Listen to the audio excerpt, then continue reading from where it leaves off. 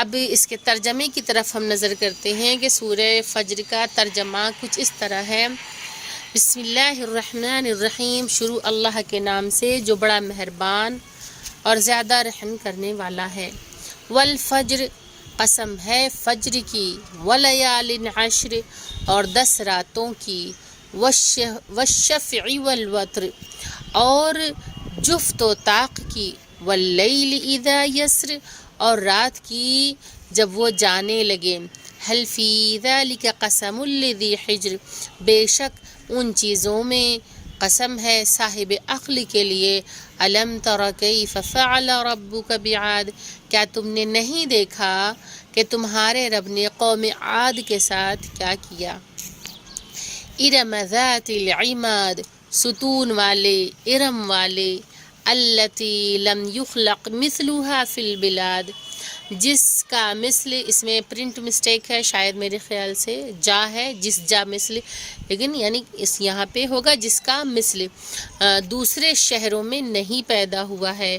وثمود الذین جابوا الصخر بالواد، اور ثمود کے ساتھ جو وادی میں پتھر کو تراش کر مکان بناتے تھے۔ اچھا، اس سے پہلے بھی ہم لوگوں نے جو ایک سورہ پڑھا تھا اس میں بھی اشارہ تھا کہ پتھر سے وہ اپنے گھروں کو تراشتے تھے، یعنی وہ قوم جو تھی جنہوں نے جناب صالح علیہ السلام کی اونٹنی کو مار دیا تھا، تو وہ قوم جو تھی وہ بھی پتھر میں تراش کے اپنا گھر بناتی تھی، یعنی کہ وہ لوگ پہاڑوں میں ہی، یہ قوم جو تھی وہ پہاڑوں میں ہی اپنے گھروں کو تراش کے بناتی تھی۔ تو اس میں پروردگار عالم ارشاد فرماتا ہے کہ جس کا مثل دوسرے شہروں میں نہیں پیدا ہوا۔ وثمود الذین جابوا الصخر بالواد، اور ثمود کے ساتھ جو وادی میں پتھر کو تراش کر مکان بناتے تھے۔ وفرعون ذی الاوتاد، اور میخوں والے فرعون کے ساتھ۔ الذین طغوا فی البلاد، جن لوگوں نے شہروں میں سرکشی پھیلائی۔ فاکثروا فیہا الفساد، اور خوب فساد کیا۔ فصب علیہم ربک سوط عذاب، تو پھر خدا نے ان پر عذاب کے کوڑے برسائے۔ ان ربک لبالمرصاد، بے شک تمہارا پروردگار ظالموں کی طاق میں ہے، یعنی کہ جو ظلم کرنے والے ہیں۔ فَأَمَّا الْإِنسَانُ إِذَا مَا ابْتَلَاهُ رَبُّهُ فَأَكْرَمَهُ وَنَعَّمَهُ فَيَقُولُ رَبِّي أَكْرَمَنِ، لیکن انسان کا حال یہ ہے کہ جب خدا نے اس طرح آزمایا کہ عزت اور نعمت دے دی تو کہنے لگا کہ میرے رب نے مجھے باعزت بنایا ہے۔ وَأَمَّا إِذَا مَا ابْتَلَاهُ فَقَدَرَ عَلَيْهِ رِزْقَهُ فَيَقُولُ رَبِّي أَهَانَنِ، اور جب آزمائش کے لیے روزی کو تنگ کر دیا تو کہنے لگا کہ میرے پروردگار نے میری توہین کی ہے۔ تو واقعاً انسان بہت ہی زیادہ ناشکرا ہے۔ پروردگار عالم امتحان لیتا ہے، آزمائش لیتا ہے انسانوں کی، کبھی اسے دے کر لیتا ہے تو کبھی اس سے کچھ لے کر۔ تو جب پروردگار عالم انسان کو عزت دیتا ہے، نعمتیں دیتا ہے، تو وہ یہ اعلان کرتے ہیں، غرور کے ساتھ کہتے ہیں کہ اللہ نے ہمیں صاحب عزت بنایا ہے۔ لیکن جب رزق میں تنگی آ جاتی ہے تو پھر الٹا ہی اس کا شکوہ شروع ہو جاتا ہے۔ تو انسان جو ہے وہ کسی حال میں خوش نہیں رہ سکتا، کہ جب پریشانی میں مبتلا ہوتا ہے تو پھر وہ پروردگار عالم سے شکوہ کرتا ہے، جب نعمتیں ملتی ہیں تو اس کا شکریہ بھی ادا نہیں کرتا، بلکہ شکران نعمت کے بجائے کفران نعمت بھی کرتا ہے۔ تو خداوند متعال پروردگار عالم وہ ہے کہ جس کے قبضہ قدرت میں تمام چیزیں ہیں، اور وہ خدا وہ ہے کہ جس کا کوئی مثل نہیں ہے۔ تو جیسا کہ بتایا کہ اس طرح سے آزمائے کہ عزت اور نعمت دے دی تو کہنے لگا کہ میرے رب نے مجھے باعزت بنا دیا، اور جب آزمائش کے لیے روزی کو تنگ کر دیا تو کہنے لگا کہ میرے پروردگار نے میری توہین کی ہے۔ کلا بل لا تکرمون الیتیم، اگر ایسا ہرگز نہیں ہے بلکہ تم یتیموں کا احترام نہیں کرتے۔ وَلَا تَحَاضُّونَ عَلَىٰ طَعَامِ الْمِسْكِينِ، اور لوگوں کو، مسکینوں کو کھانا نہیں کھلاتے، مسکینوں کے کھانے پر آمادہ نہیں ہوتے، انہیں کھلانے پر آمادہ نہیں ہوتے کہ جب رزق میں تنگی ہو رہی ہے، یعنی کہ پہلے اللہ نے خوب نعمتیں دی اور صاحب عزت بنایا، پھر جب نعمتوں میں کمی آ گئی، یعنی کہ جب تنگی آ گئی، تو ظاہر سی بات ہے کہ انسان کو یہ بھی چیک کرنا چاہیے کہ کہیں ہم کسی کا حق تو نہیں مار رہے ہیں، کسی غریب کا، کسی یتیم یا کسی مسکین کا حق تو نہیں مار رہے ہیں۔ تو ان تمام چیزوں کی طرف جو ہے انسان کو ان تمام چیزوں سے ہوشیار رہنا چاہیے، کیونکہ یہ تمام چیزیں جو ہوتی ہیں یہ انسان کے لیے آنے والی مصیبتوں کا سبب بنتی ہیں۔ تو اور لوگوں کو مسکینوں کے کھانے پر آمادہ نہیں کرتے۔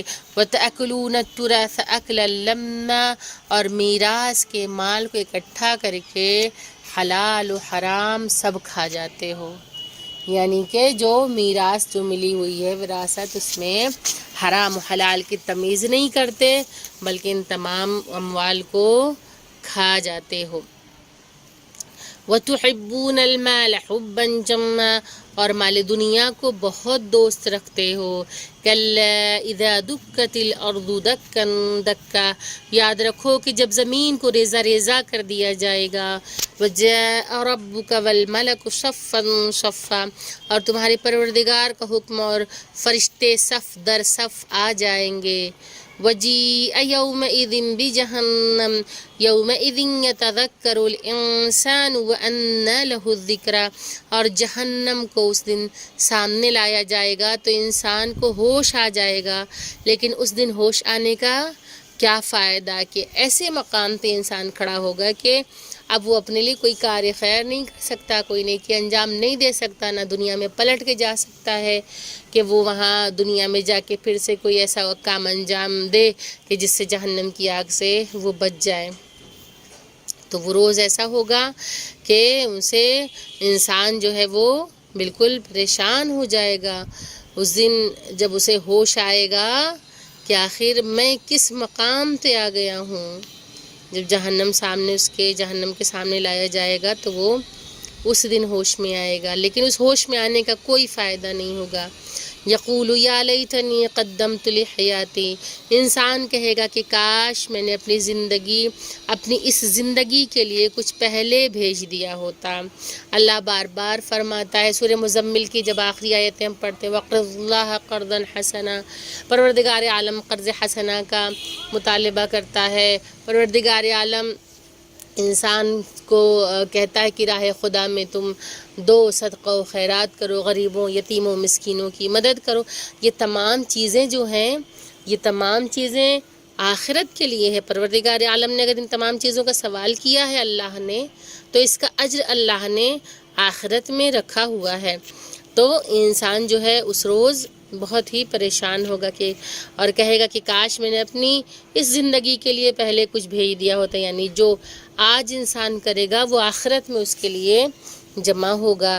فَيَوْمَئِذٍ لَّا يُعَذِّبُ عَذَابَهُ أَحَدٌ، تو اس دن خدا ویسا عذاب کرے گا جو کسی نے نہ کیا ہوگا۔ اللہ اکبر۔ وَلَا يُوثِقُ وَثَاقَهُ أَحَدٌ، اور نہ اس طرح کسی نے گرفتار کیا ہوگا۔ پروردگار عالم ہم سب کو پناہ میں رکھے، خداوند کریم ہم سب پہ اپنی رحمتوں کی بارش کرے، خدا اپنا غیظ و غضب نازل نہ کریں، ان لوگوں میں ہمارا شمار نہ کرے کہ جن پہ اللہ کا غضب نازل ہوا ہے۔ اپنے رب کے اس کے بعد نے پھر فرمایا کہ وَلَا يُوثِقُ وَثَاقَهُ أَحَدٌ فَيَوْمَئِذٍ لَّا يُعَذِّبُ عَذَابَهُ أَحَدٌ، تو اس دن خدا ویسا عذاب کرے گا جو کسی نے نہ کیا ہوگا۔ وَلَا يُوثِقُ وَثَاقَهُ أَحَدٌ، اور نہ اس طرح کسی نے گرفتار کیا ہوگا۔ یا ایتھا النفس المطمئنہ، اے نفس مطمئنہ، نفس مطمئنہ سے مراد امام حسین علیہ السلام ہے۔ ارجعی الی ربک راضیۃ مرضیہ، اپنے رب کی طرف پلٹا اس عالم میں کہ تو اس سے راضی ہے اور وہ تجھ سے راضی ہے۔ فادخلی فی عبادی، پھر میرے بندوں میں شامل ہو جا۔ وادخلی جنتی، اور میری جنت میں داخل ہو جا۔